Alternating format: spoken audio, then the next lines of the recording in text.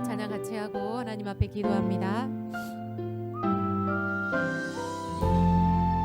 하나님, 우리의 일상에서 주님을 날마다 매 순간 경험하게 하여 주옵소서. 나를 보내사 서게 하신 곳, 가장 귀한 곳이 바로 이곳이라. 내게 주신 곳 광야와 같아도 믿음과 소망 가지고 최선을 다하리. 나의 작은 삶 주께 드릴 때 나의 삶을 통해 주 영광 받으리. 아멘. 내게 맡기신 가장 귀한 이곳, 감사와 순종으로 오늘을 살리라. 나의 일상을 통해 하나님께 영광을, 나의 일상을 통해 생명의 복음을 내게 맡기신 이곳, 나를 부르신 곳에 하나님의 나라가. 아멘. 다시 한번 나의 작은 삶, 나의 작은 삶 주께 드릴 때 나의 삶을 통해 주 영광 받으리. 내게 맡기신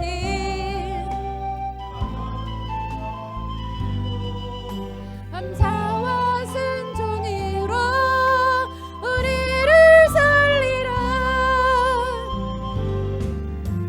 나의 일상을 통해 하나님께 영광.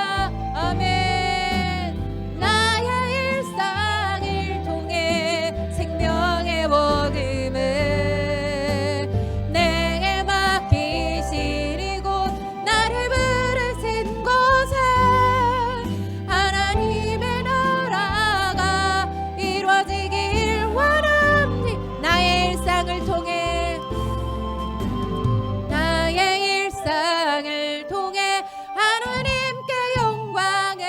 아멘.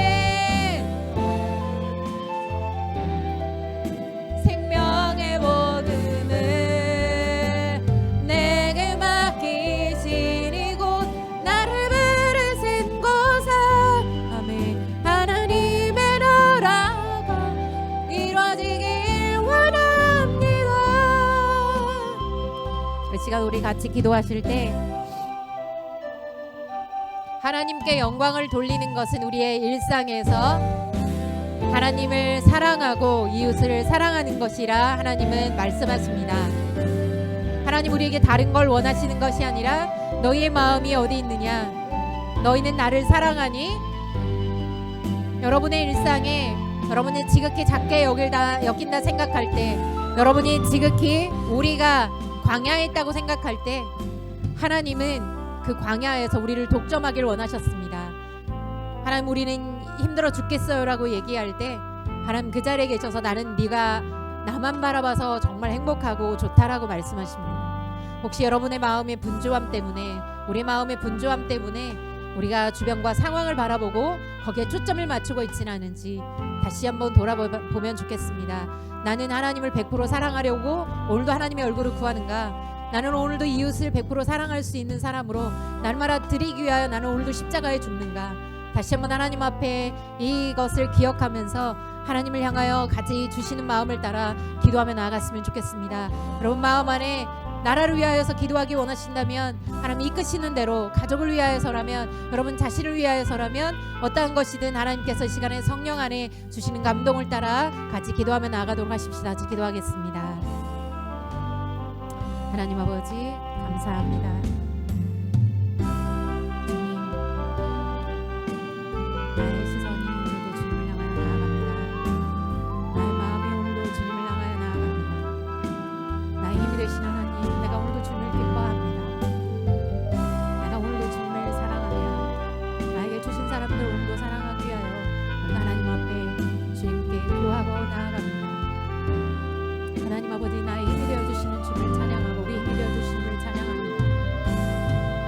되어주시는 걸 찬양합니다. 나의 치료자가 되어주시고 나를 회복하시는 주님이 되어주셔서 감사합니다. 하나님과 하나님의 임재 앞에 호흡합니다. 하나님 그 예수 그리스도의 영이 성령 하나님이 아버지의 영께서 이 가운데 함께 계셔서 지금 내가 그 안에서 호흡합니다. 주님의 나라가 내 안에 있습니다. 우리 안에 있습니다. 이곳에 있습니다. 하나님의 의가, 주님의 평강이, 하나님의 희락이 우리 각 사람 가운데 임합니다. 아버지 하나님이 우리 모든 상황들을 바라보고 나가지 않게 하시고 우리 영혼이 의기에 오늘도 주님을 향하여 간절한 마음으로 나아갈 수 있게 주님이 도와주옵소서. 시간도 나라를 축복하시고 이 교회를 축복하시고 BDTS를 축복하여 주시고 아버지 하나님 이 시간에도 우리 가정을 축복하사 아버지 우리를 후원하시는 분들을 축복하여 주시고 정말 이 시간 하나님 주님이 무엇보다 더 나타나시고 주님을 만나는 시간 되길 원하며 하나님 우리가 마음속에 우리 마음을 건드린 이 영상처럼 오늘도 주님의 말씀이 우리를 정말 주님 터치하여 주시고 아버지 주님 서로를 향하여 오늘도 주님이 정말 고치시기 원하실 때 서로가 서로를 향하여 그러한 사랑의 또 치유의 통로가 될 수 있도록 하나님이 이 교회를 사용하여 주시고 역사하여 주옵소서. 아버지 하나님 감사합니다. 아버지 오늘도 이 자리에 함께 계셔서 그 얼굴빛을 비춰주시는 주님 감사합니다. 엄마와 아빠의 사랑이 하나님 아버지의 사랑이 얼마나 큰지 비교할 수 없는 그 아버지의 사랑을 다시 한번 생각할 때 우리가 오늘도 안식일 주님 다른 모든 날이 안식일이지만 주님 특별히 공동체로 같이 안식하며 주님만을 바라볼 때 이 안에 참 안식 있게 도와주시고 주님이 회복시키시는 정말 그 은혜가 아버지 온전히 이곳을 덮게 하여 주옵소서. 주님의 임재를 경험하기 원합니다. 주님 느끼길 원합니다. 말씀을 경험하길 원합니다. 성령 하나님 임하여 주옵소서. 은혜로 저희들에게 선물로 오늘도 거저 누리는 시간 정말 사모함으로 나아가오니 임하여 주옵소서. 만나 주옵소서. 감사하고 예수님의 이름으로 기도합니다. 아멘. 고린도전서 15장 20절로 26절 한 절씩 우리 교독하시겠습니다. 그러나 이제 그리스도께서 죽은 자 가운데 다시 살아나사 잠자는 자들의 첫 열매가 되셨도다.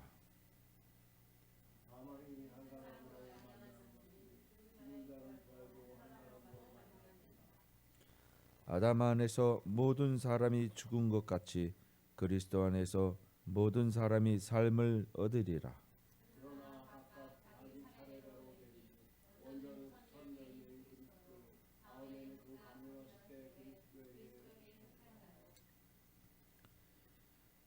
그 후에는 마지막이니 그가 모든 통치와 모든 권세와 능력을 멸하시고 나라를 아버지 하나님께 바칠 때라.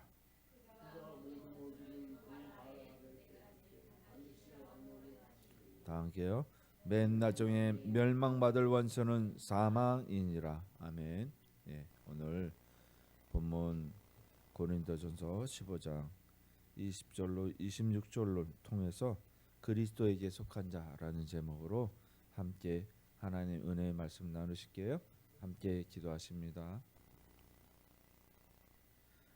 사랑의 하나님, 오늘 이렇게 거룩한 주일을 맞이하여 주님 앞에 모여있는 주님의 백성들 함께 찬양하며 예배 드리기를 원합니다. 아버지의 사랑 안에서 그 품 안에 영생의 꿈을 꾸며 소망하며 주님께로 나아가길 원합니다. 이 시간 함께 임재하여 주시어서 아버지 하나님이시여 우리의 연약한 육체를 붙잡고 하나님의 사랑을 확증하는 시간 되게 하여 주시옵소서. 모든 것들 주님께 의탁하오며 우리 주 거룩한 예수 그리스도의 이름으로 기도합니다. 아멘. 네, 지난 한 주간 동안 잘 계시죠? 날이 많이 무더워요. 습하고. 그 습하고 더운데도 더 습하고 더운 데로 가셨다 오신 분이 계셔서 아까 양손에 가득한 선물을 갖고 오셨더라고요. 사랑을 함께 듬뿍 보고 싶은 기쁨을 가지고 왔습니다. 왜 기침을 하세요? 우리가 아까 이제 영상에서도 봤지만 사랑하는 사람을 잃는 저 슬픔이 우리가 느꼈던 기쁨보다 사실은 깊어요. 슬픔이 더 깊이 새겨져요. 기쁨보다. 근데 그 슬픔은 무엇이냐면 사랑을 잃은 슬픔이에요. 사랑을 잃은. 우리가 슬퍼한다라는 것은 결국 나에게 무엇을 가져다 주느냐, 불이익을 가져다 주느냐, 아니면 또는 아픔을 주거나 때로는 여러 가지 억울한 일이 당했다거나 이럴 때 나타내는 감정이에요. 근데 슬픔이라는 것은 우리에게 그리스도인에게 있어서 슬픔이라는 것은 사실 딱 하나밖에 없어요. 예수 그리스도를 빼앗기는 슬픔밖에 없는 거예요. 사실은. 왜 그러냐면 그분에게 속한 자들, 그리스도에게 속한 자들 중에 먼저 여기 부모님들 다 보내시고 하신 분들 있지만 사랑하는 분들이 그분의 품 안에 있어요. 우리가 다시 그 사랑을 느낄 수 있으려면 그리스도께로 돌아가야 돼요. 네. 사실은 이 땅의 즐거움보다 그 슬픔을 잃은, 사랑의 슬픔을 잃은 걸 다시 회복하기를 원하는 마음이 더 큰 거예요. 사실은. 왜냐하면 우리는 어떤 존재냐면 사랑이 필요한 존재예요. 그리고 그 사랑을 먹고 사는 존재로 창조되었어요. 근데 우리가 때때로 잊어버려요. 그 사랑을 잊어버렸는데 그거를 우리가 취한을 해버려요. 그 슬픔을 잊기 위해서 다른 욕심으로 그 자리를 채우려고 해요. 절대로 채워지지 않는다는 것을 우리 인생을 통해서 보고 느끼고 배우는 거예요. 그래서 그것을 전도서에서 또 솔로몬이 그렇게 얘기했어요. 헛되고 헛되고다. 사실은 사랑을 위해서 우리가 창조되었어요. 이 사랑이 무엇이냐면 궁극적 사랑, 그것을 신에 대한 사랑, 그것을 부모님에 대한 사랑, 이것으로서 이 세상에 느끼게끔 만들어져 있어요. 저희들은 창조의 원리가, 하나님의 창조의 원리가 우리가 가장 슬픔을 느끼는 것이 맨 먼저 사랑하는 사람을 잃었을 때예요. 그죠? 저의 가장 그 친한 친구 둘이 있는데 그 친구들 둘 다 먼저 갔어요. 예. 예. 상당히 허전하더라고요. 예. 근데 부모님을 잃는다거나 형제 자매를 잃는 슬픔은 굉장히 커요. 왜냐하면 그들이 우리에게 있는 것 존재 자체만으로도 우린 사랑을 느껴요. 근데 그 사랑의 감정을 못 느끼다가 그것과 분리되었을 때 사랑을 잃은 슬픔에 처하게 되는 것이죠. 그래서 우리는 무엇이냐면 하나님께서 창조하신 이 세상 속에서 그 창조의 원리인 사랑을 먹기 위해서 살아가는데 그 사랑을 잃어버린 슬픔을 찾는 과정이에요. 그것을 이제 본향을 돌아간다 이렇게 표현하는 거예요. 본향이 돌아가는 거예요. 그것이 이제 우리 최초의 인류인 아담이 될 수도 있고, 그 하나님이 사랑하신 그 사랑에 응답하지 못했던 잃어버린 사랑을 찾아서 그 에덴을 향하여 나아가는 게 인생길이에요. 우리 그리스도인은 적어도 그렇다는 얘기예요. 이방 사람들은 그렇게 생각하지 않을 수 있어요. 다른 정의를 내릴 수가 있어요. 그래서 그리스도께서 우리를 어떻게 해요? 그 사랑을, 잃어버린 사랑을 어떻게 했다? 구속하셨다. 사셨다. 값으로 다시 사신 거예요. 그걸로 구속이라고 그래요. 그 사랑의 역사가 구속사예요. 그래서 이 성경은 구속사를 이야기하는데요. 잃어버린 사랑을 다시 되찾는 가정의 여정이에요.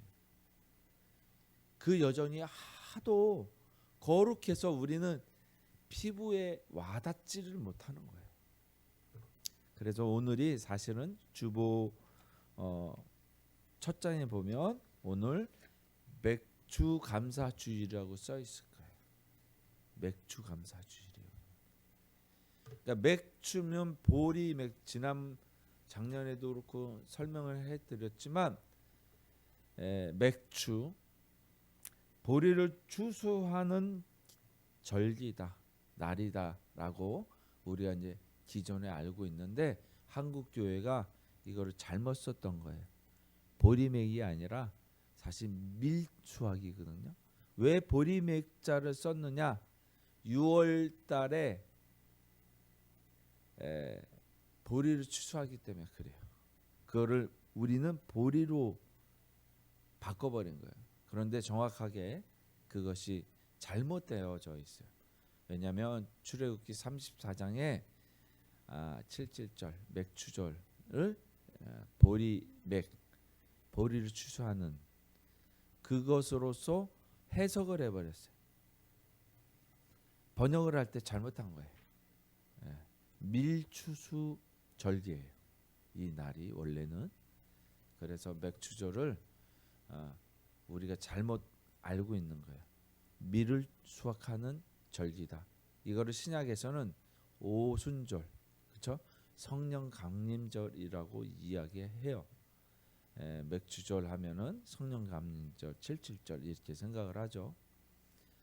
그래서 그 보리를 수확하는 열매, 그러니까 열매를 수확하는 절기다 이렇게 보시면 되겠고요.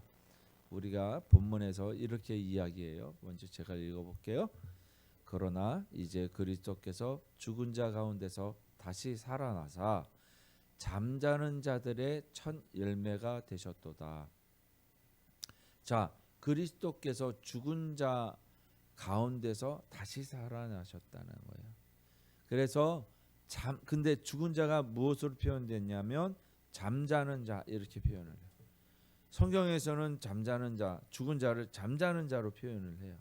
다 그런 게 아니라 그리스도께 속한 자들을 잠자는 자들. 달리다곰 깨어나라. 잠을 자고 있다. 야이로의 회당장 딸을 일으켜 세우십니다. 잠자고 있다라고. 또 나사로 사랑하는 그의 제자 나사로가 죽었다 하는 것을 나사로가 잠자고 있다. 그렇다면 제자들이 잠자면은 뭐 천천히 가도 되지 않아요? 우리 가서 뭐 깨우면 되지 않아요? 그러니까 비통히 여기셔서 자는 것이 아니라 죽었다. 너네가 알고 있는 그 표현으로 하자면 죽었다. 예수님께서 그런 말씀을 하셨어요. 왜 그렇게 말씀을 하셨을까요? 예수님은 하나님의 영광의 본체시나 죄의 형체인 육신을 입고 오신 하나님이 그분이세요. 하나님은 우리가 알기에 구약의 하나님은 형체를 갖지 않으셨던 것을 기억하고 계시죠? 하나님을 어떻게 표현을 할까? 무서운 분, 전지전능한 분, 만유의 하나님 이렇게 표현을 하잖아요. 그죠? 그렇게 알고 계시죠? 하나님을 어떻게 알고 계셔요? 본인들 각자가 하나님에 대해서 어떻게 느끼고 계십니까? 우리가 하나님은 교회에서 얘기하는 한낱 우상신의 하나일까요? 우리가 종교 생활을 한다고 하는 거예요. 그냥 종교 활동을 하는 거예요. 종교 활동을 하다 보면 복 받고 구원 받는다 이렇게 생각해요. 불공을 드리러 간다고 해요. 절에 자꾸 정성을 들이면 조금씩 이게 쌓아져서 많은 복을 받는다. 우리가 기독교를 그렇게 이방 종교처럼 생각하고 있으면 안 돼요. 절대로. 이건 종교가 아니에요. 기독교는 종교가 아닙니다. 기독교는 나의 삶을 얻는 거예요. 투쟁이에요. 투쟁. 삶을 살아가기 위한 것이에요. 인생의 목적을 실현하는 것이에요. 종교가 아니에요. 우린 종교 활동이 하는 것이 아니에요. 지금 주일마다 적당히 교회에 오는 것이 아니에요. 오늘 제목이 뭐예요? 그리스도께 속한 자. 그죠? 한번 여쭤볼게요. 그리스도께 속해 있습니까? 나는 그리스도께 속해 있느냐? 라고 여쭤볼게요. 어떤 생각이 드세요?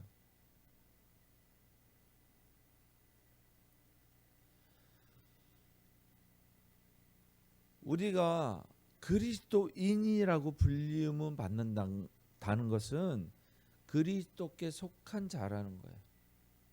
저쪽 부류가 아니라 이쪽 그리스도의 진영에 속한 자라는 거예요. 그러니까 딱 두 가지예요. 그리스도께 속한 자 아니면 그리스도께 속하지 않은 자. 그거밖에 없어요.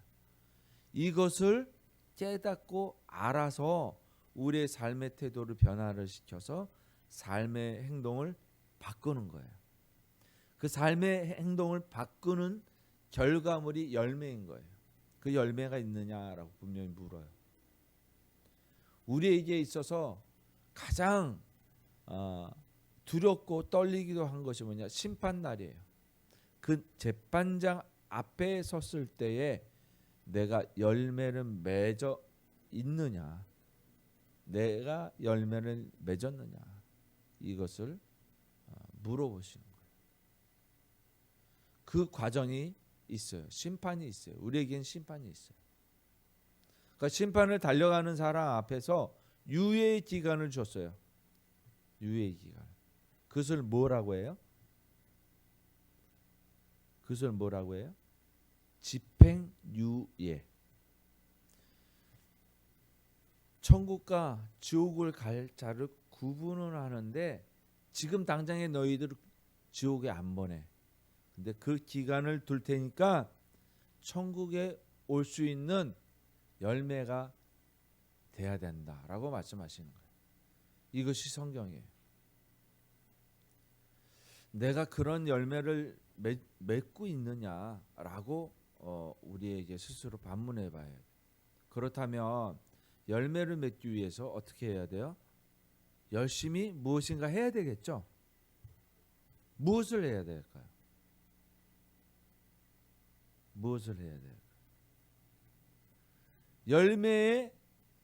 열매라는 결과물이 뭐예요? 상급이 뭐예요? 영생이에요. 영생. 영생이에요. 이 영생이 있는 거예요. 이 영생을 요한복음 17장 3절에서 뭐라고 했냐면 하나님과 그의 아들을 아는 것이라고. 그렇죠? 그러니까 우리가 무슨 행위를 해서 결과물을 낸다고 생각하는 것은 착각이에요. 왜 이렇게 성경에서 쓰여졌느냐? 거기에서 모든 생명의 근원이 나오기 때문에요. 그래요. 영생이 그로부터 흘러나오기 때문에 그래요. 그 영생이 뭐예요? 하나님을 아는 일이라고 그랬죠. 하나님을 알려면 어떻게 해야 돼요? 하나님과 그의 아들을 알려면 공부해야죠. 공부. 아는 일에 공부해야죠. 우리가 지식을 습득하는 일에 책을 읽습니다. 그것을 머릿속에 담아서 우리가 그것을 어떻게 이용할 것인가 라고 해서 지식을 쌓아요. 삶의 태도와 행동 방향을 결정하는 것이에요. 그것이. 그죠? 하나님을 아는 일 재미가 없어. 이 지식적인 일이라고 생각하는 거야. 이것은 영의 지식이라고 하는 거야. 그러니까 왜냐하면 우리가 어떤 자예요? 영이 죽은 자들이에요. 영이 죽었어요. 그 죄로 인해서 죽어버렸다는 거예요. 그래서 영이라는 그릇 안에 텅텅 비어 있는 거예요. 무엇으로 채워져 있어요? 육의 욕심으로 꽉 채워져 있는 거예요. 육의 욕심으로.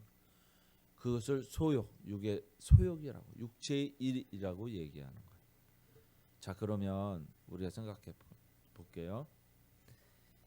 영으로 채우려면, 하나님의 말씀을 채우려면 이것을 어떻게 해야 돼요? 비워야 되겠죠. 비워야 되겠죠. 이것을 비워야 되는 거예요.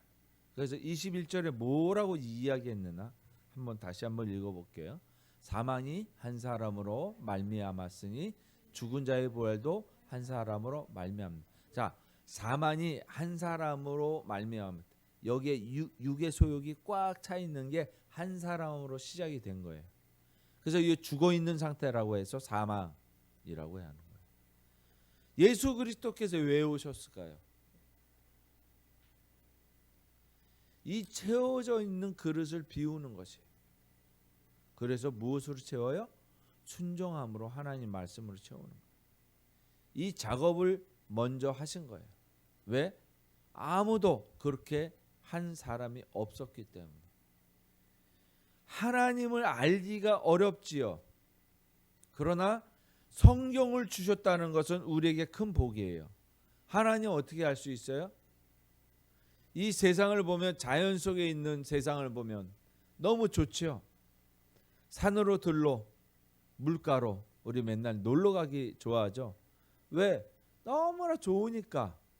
하나님이 만들어 놓은 세상은 이렇게 사랑으로 가득 차 있기 때문에 좋아요. 감탄스럽고 경이로워요.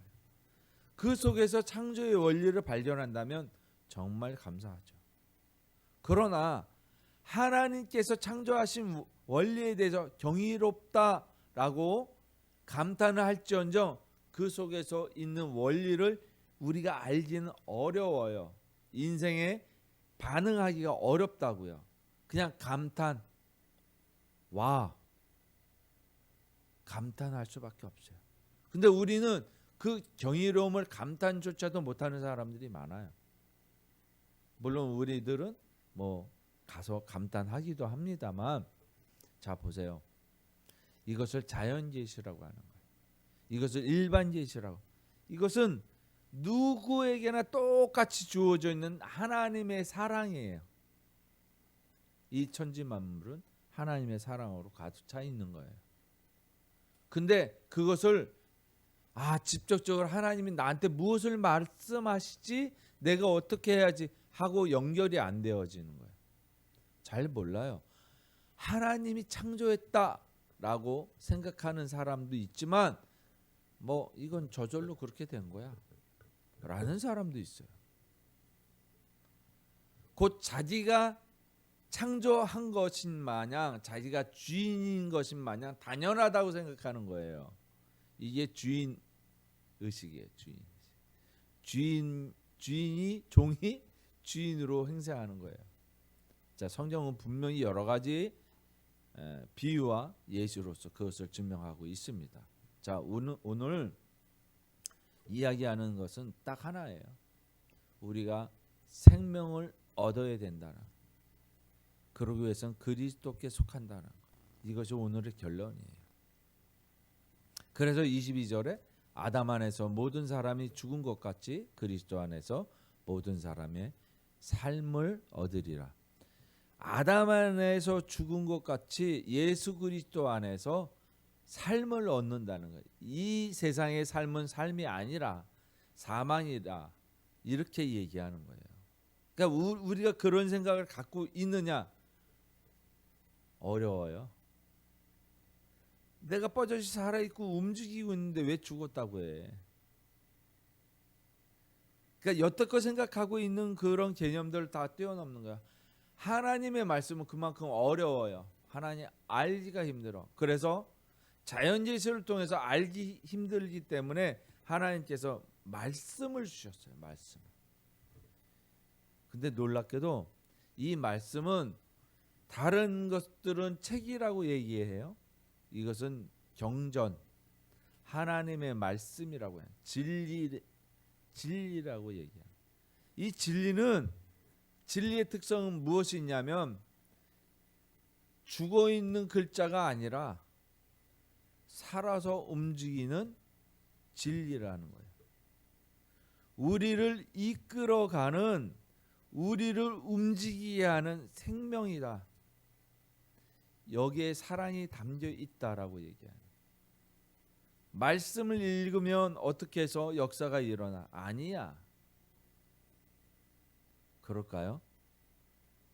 모든 사람들 중에서 제일 성경을 믿지 않는 사람들이 누구냐면 성경을 읽고 그것에 대해서 반대하는 사람들이에요. 세상 사람들은 관심도 없어, 이 성경에 대해서. 근데 성경을 읽어보고 이거 거짓말이야, 진리 아니야 라고 생각하는 사람들이 있다는 거예요. 우리는 어떤 사람들이에요? 성경을 읽고 아니야, 거짓말이야. 성경을 읽고 맞아, 이게 진리야. 그 둘 중에 하나라는 거예요. 사실은요, 그리스도인들이 먼저 지옥에 떨어진다는 거예요. 믿는 것처럼 인생을 살아가는 사람들, 그 사람들이 그런 것이죠. 23절, 26절까지 제가 다시 한번 읽어볼게요. 그러나 각기 자기 차례대로 되리니 먼저는 첫 열매인 그리스도요, 다음에는 그가 강림하실 때에 그리스도에게 속한 자요. 첫 열매는 뭐예요? 그리스도라고 그랬어요. 모본, 표본, 모델이 되신 거예요. 왜? 하나님은 인간들이 알아듣지를 못하니까 말씀을 구약을 통해서도 증거를 하셨지만 정말 실존하는 세상이 이제 이해를 못하는 거예요. 그래서 우리와 같은 육체의 모양으로 오신 거예요. 그래서 하나님께서 인간의 말로써, 인간의 기준점으로, 인간으로 오셔서 얘기하시는 거예요. 인간들은 못 알아들어, 신의 언어를. 어떻게 하면 좋을까? 하나님께서 직접 우리 육체의 몸으로 오신. 그래서 자, 이게 성경인데요, 놀랍게도 이것을 믿지 못해요, 세상 사람들. 그리스도인이라고 하는 사람도 믿지 못하는 사람이 있어요. 그럼 어떻게 해야 되느냐? 어떻게 해야 될까요? 왜 믿지 못할까요? 내가 하나님을 검증하지 못했기 때문에, 하나님의 역사를 검증하지 못했기 때문에, 성경을 이해하지 못했기 때문에, 그래서 그리스도를 인정하지 못하는 거예요. 진리를 진리답게 내가 받아들였다면 인정할 수밖에 없는 결론에 도달한 사람들을 그리스도인, 첫 열매 맺은 그리스도를 쫓아서 이제 언제 우리가 열매를 얻어요? 영생의 열매를 그리스도께서 다시 강림하실 때, 그때 우리가 보상을 받아요. 다시 말하면 우리에게 속해져 있는, 현재 있는 어떤 기간, 유예 기간, 유예 기간, 집행유예, 그 기간을 통과해서 이제 내가 지옥에 넣지 않고 천국에, 하나님의 집, 내 집으로 받아들인다라는 그런 결정, 시간만이 남아있는 거예요. 그래서 24절을 보면 그 후에는 마지막이니 그가 모든 통치와 모든 권세와 능력을 멸하시고 나라를 아버지 하나님께 바칠 때라. 이때가 바칠 때 끝나는 거예요. 모든 권세, 세상에 있는 권세, 모든 통치, 능력 다 걷어들이시. 하나님 나라, 우리가 믿었던 통치, 이 세상의 지배 원리, 이 세상의 권세, 이 세상을 유지하는 세력, 분위기, 원칙, 법칙 다 걷어들이시나. 그런 거 소용없어. 이렇게 모든 능력, 돈 버는 능력, 높은 지위에 올라가는 능력 다 필요 없어. 다 걷어들이신다는 거예요.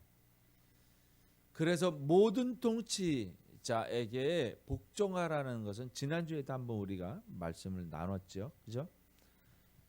이런 권세자들에게 우리가 복종하는 이유가 뭐냐면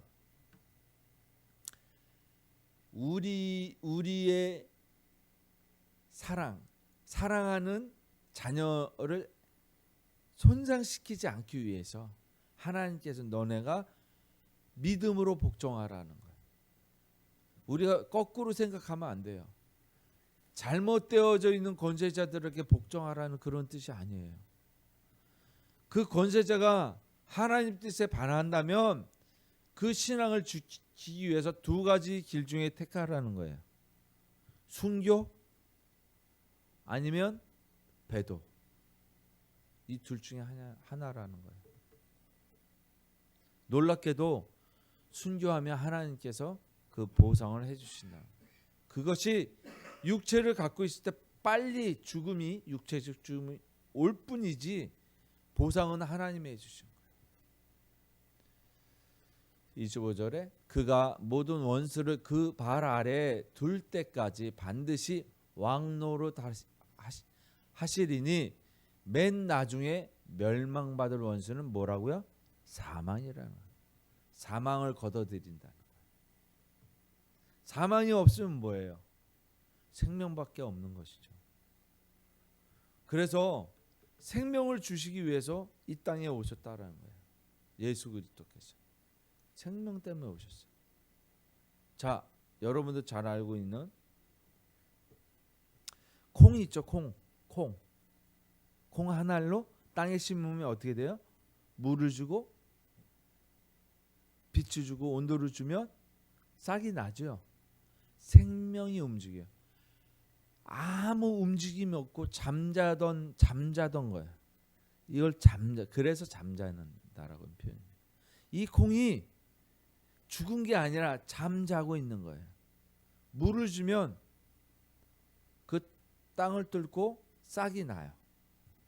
그래서 자라서 열매를 맺으라는 거예요. 그 속에 무엇이 있기 때문에? 생명이 있기 때문에. 근데 이 콩 안에 생명을 가진 자와 갖지 못한 자가 있다라는 거예요. 물을 흡수해야 되는데 흡수하지 못하는 거예요. 물이 뭐예요? 하나님을 아는 것이에요. 온도가 뭐예요? 따뜻한 온도가 되어야 되는데 그것은 뭐예요? 하나님의 따뜻한 사랑, 품속이에요. 우리는 무엇을 먹고 자라야 되냐면 하나님의 사랑과 하나님의 말씀을 먹고 자라야 돼요. 여기에 생명이 피어나는 거예요.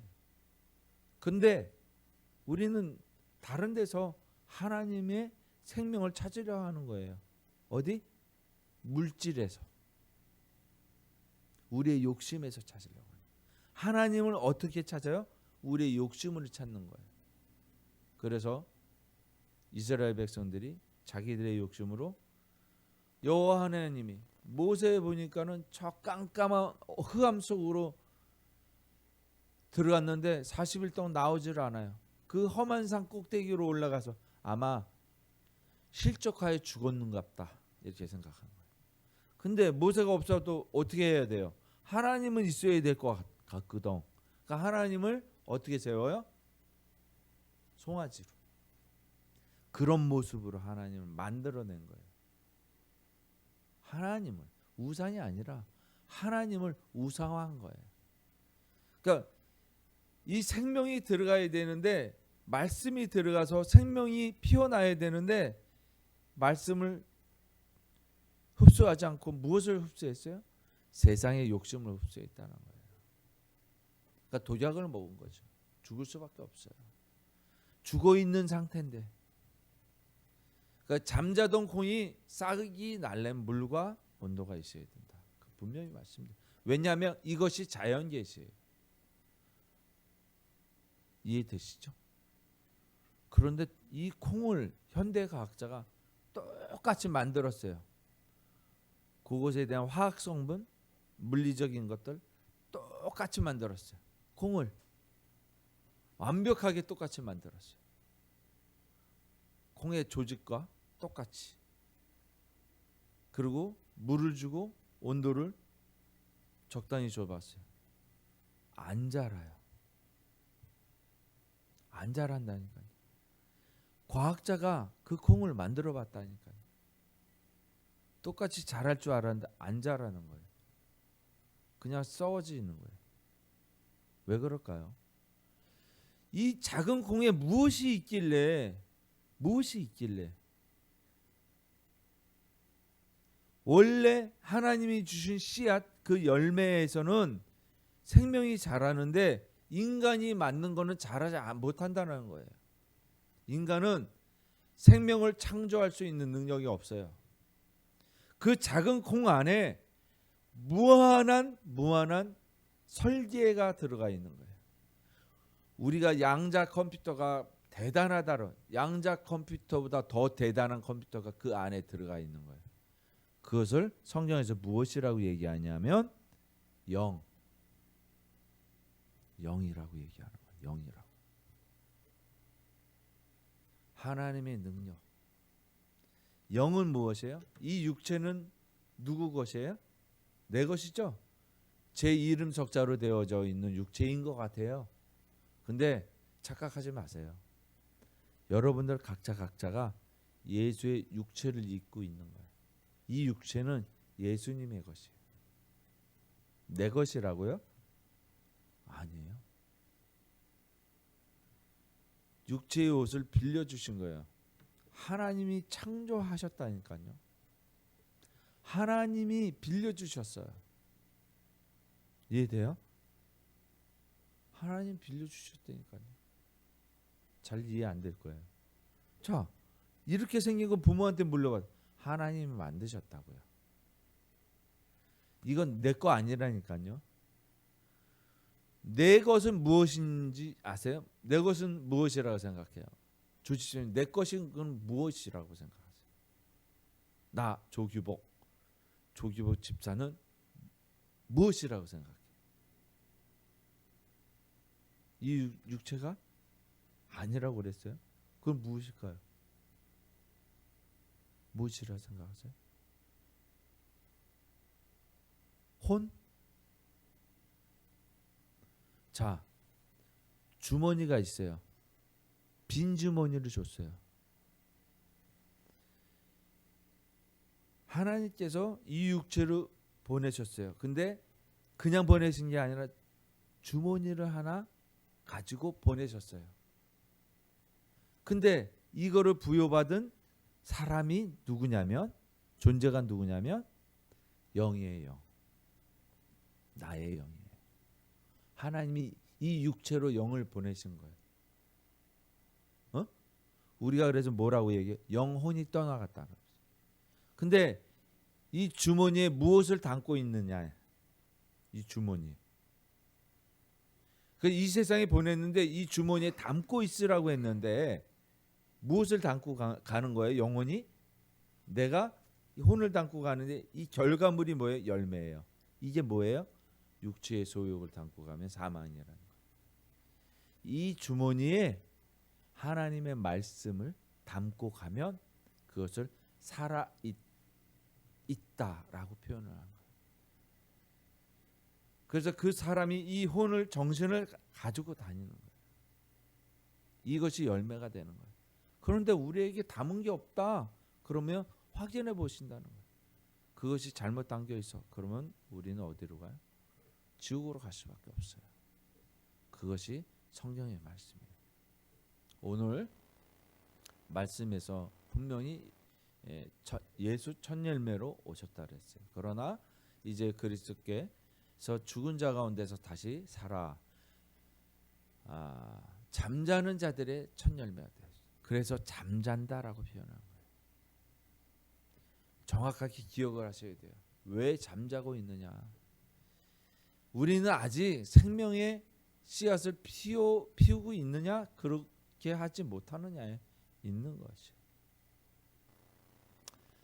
자, 절개의 의미를 다시 볼게요. 이거 77절 맥추절이라고 출애굽기 3장 22절에 있다 그러지. 잘못되었다. 새 번역에서는 이렇게 쓰여져 있어요. 너희는 밀을 처음 거두어 드릴 때에는 7.7절을 지키고 이렇게 써 있어요. 밀을 거두어 드릴 때. 옛날 번역, 지금 성경은 맥추절이라고 똑같은 구절이 이렇게 쓰여져 있어요. 그러나 새 번역은 분명히 밀이라고 얘기한다고 말씀드렸어요. 수확을 기억하며 육의 소출의 감사함을 넘어서 하나님 말씀 안에서 그리스도로 변화를 받음으로 예수님의 죽음에서 부활하심으로 성령의 열매를 수확하는 절기다. 이렇게 이해하시면 됩니다. 그래서 오순절은 성령 강림절과 같은 날이에요. 성령께서 오시는 날.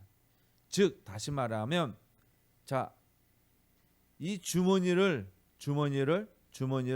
어떻게 해요? 어떻게 해요? 담는 건 누구의 일이에요? 우리가 하나님을 아는 일을 말씀을 담으면 어떻게 한다고요? 잘하게 하신다. 잘하게 하신다는 거예요. 성령이 하시는 글이에요. 역사가 일어나기 시작하는 거. 우리 인생에 그것이 성령께서 하시는 거예요. 또 볼게요. 예수 그리스도 참된 전 열매라고 분명히 말씀했어요.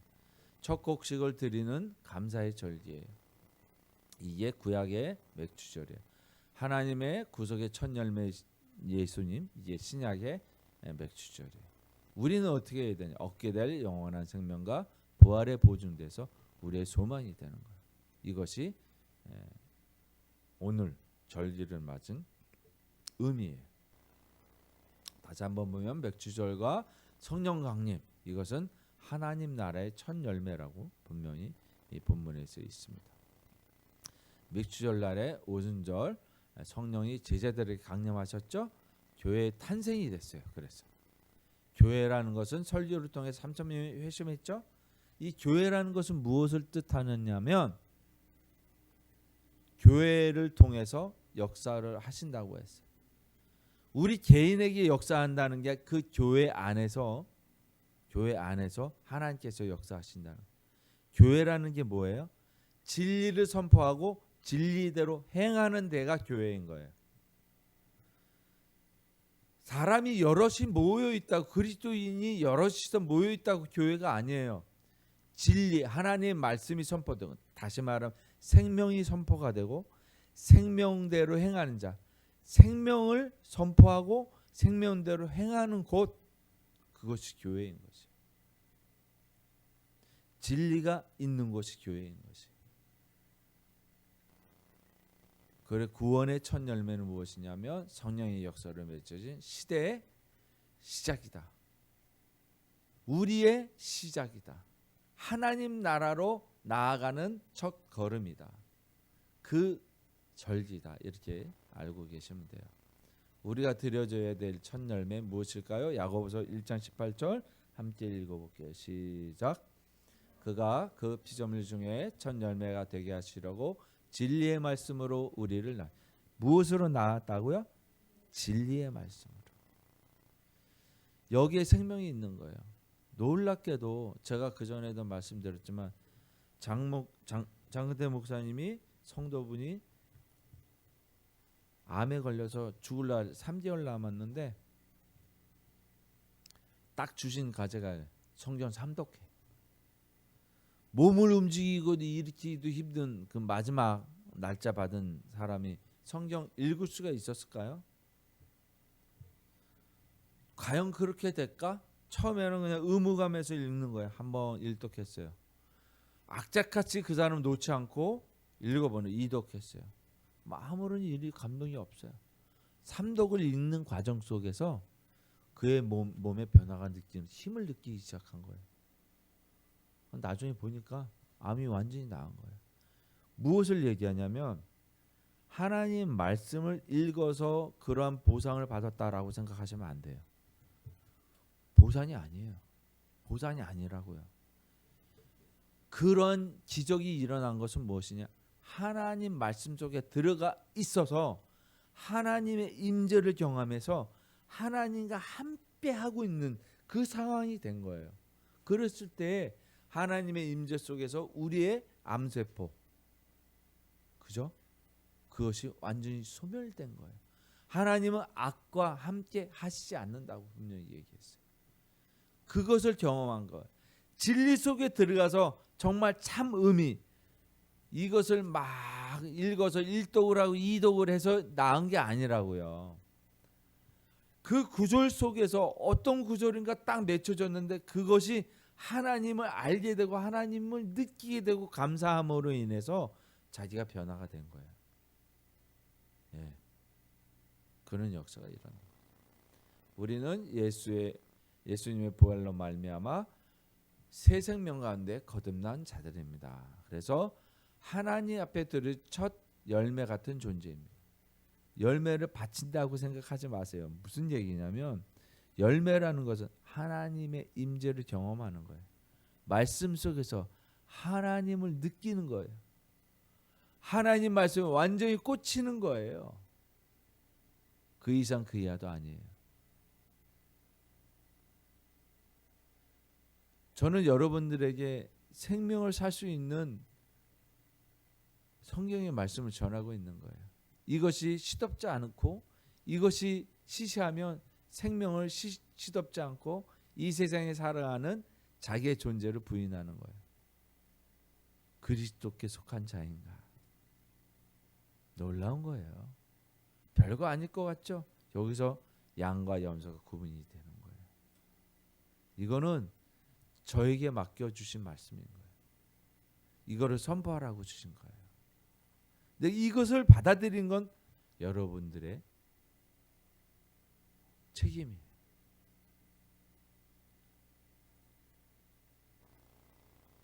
이제 우리의 삶 속에서 감사의 열매, 성령의 열매, 복음 전파의 열매, 사랑과 거룩의 열매를 맺으며 하나님께 드려지는 삶이 되기를 축원하겠습니다. 이런 삶을 통해서 우리에게 사랑과 기쁨이 있게 되고 더군다나 우리에게 화평과 인내를 주며 또한 마지막으로 충성과 온유를 줍니다. 갈라디아서에서 분명히 성령의 9가지 열매를 우리에게 주신다고 했어요. 우리에게 이 세상 속에서 가장 값진 진주를 9가지를 주시는 거예요. 그것이 표시라는 거예요. 네. 감사의 삶을 통해서 응답해야 됩니다. 우리에게 있어서 적용점을 들어야 되는데 부활의 소망을 붙들어야만 됩니다. 두 번째는 성령의 인도하심으로 따라야 됩니다. 세 번째는 감사의 열매를 드려야만 됩니다. 이것이 우리에게 부활과 영생의 소망으로 매일의 삶 속에서 기억하면서 살아나가야 되는 거예요. 성령의 인도하심으로 믿음 안에서 교회 공동체 안에서 사랑으로 살아가는 것이 마지막으로 거룩한 열매를 드리며 응답하면서 일상의 모든 순간들을 감사로서 살아가는 거예요. 그것이 예배인 것이에요. 자, 이제 마지막으로 말씀을 드릴게요. 적용과 기도점을 드리는데 이 세 가지예요. 자기 성찰, 열매를 점검해야 돼요. 그리고 감사를 실천하느냐. 나를 성찰하지 못하면, 나를 보지 못하면 우리의 갈 바를 알 수 없어요. 내가 열매를 맺고 있느냐 점검해야 돼요. 수시로.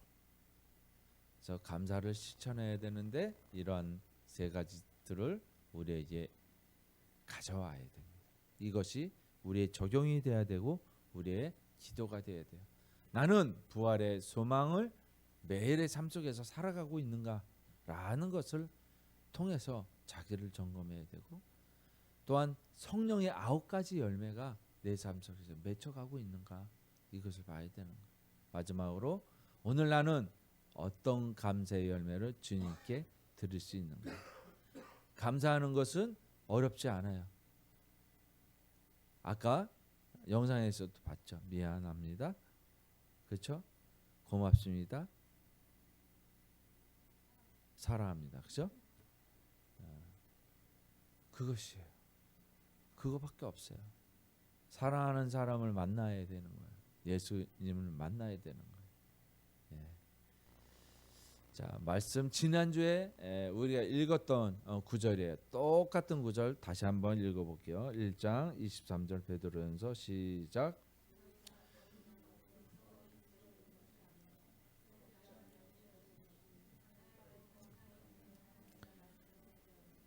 썩어 있는 건 죽은 거예요.